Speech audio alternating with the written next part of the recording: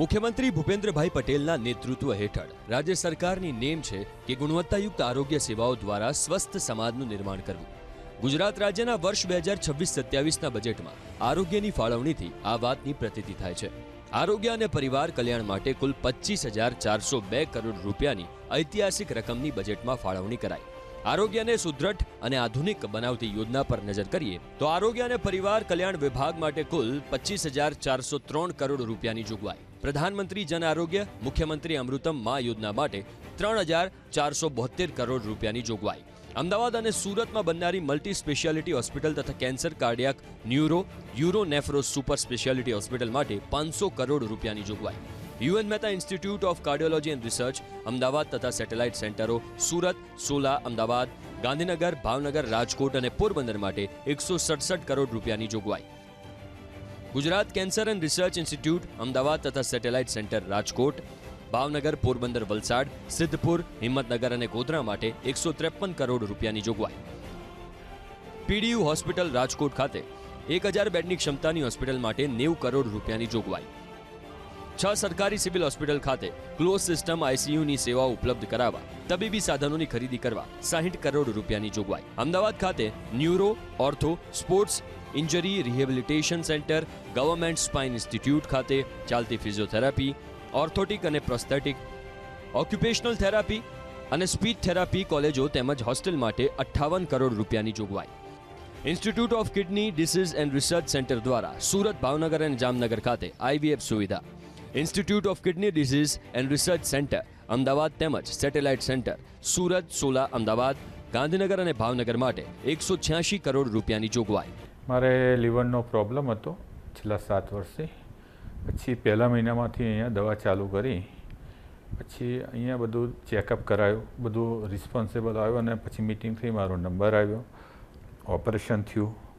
પણ એટલું best operation થયું।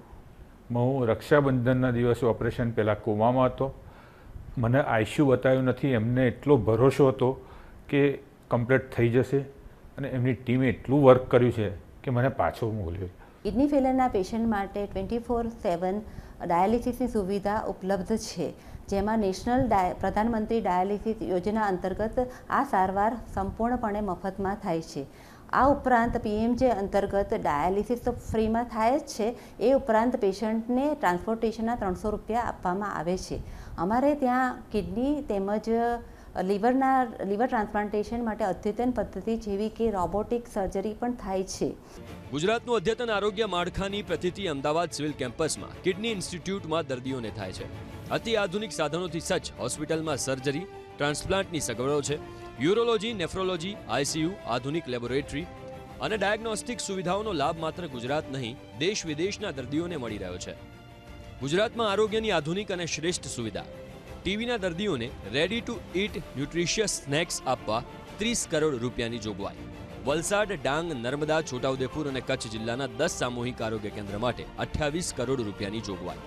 જામનગરની સરકારી ફિઝિયોથેરાપી કોલેજના હોસ્પિટલ તથા હોસ્ટેલ બિલ્ડિંગ માટે 26 કરોડ રૂપિયાની જોગવાઈ। માતૃ બાળ કલ્યાણ સેવાઓ સુદ્રઢ કરવા 250 ખિલખિલાટ વાન ખરીદવા 19 કરોડ રૂપિયાની જોગવાઈ।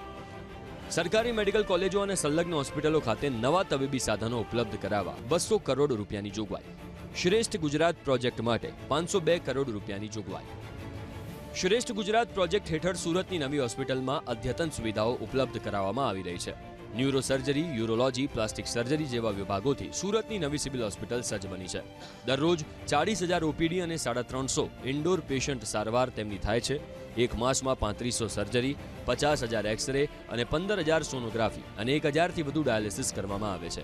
આ સિવાય અંગદાનમાં ખૂબ સારી પ્રવૃત્તિ બદલ નવી સિવિલ હોસ્પિટલને રાષ્ટ્રીય સ્તરે એવોર્ડ પણ મળ્યા છે। દર્દીઓ માટે આરોગ્યની આધુનિક સારવાર જીવન બચાવનાર સાબિત થઈ રહી છે।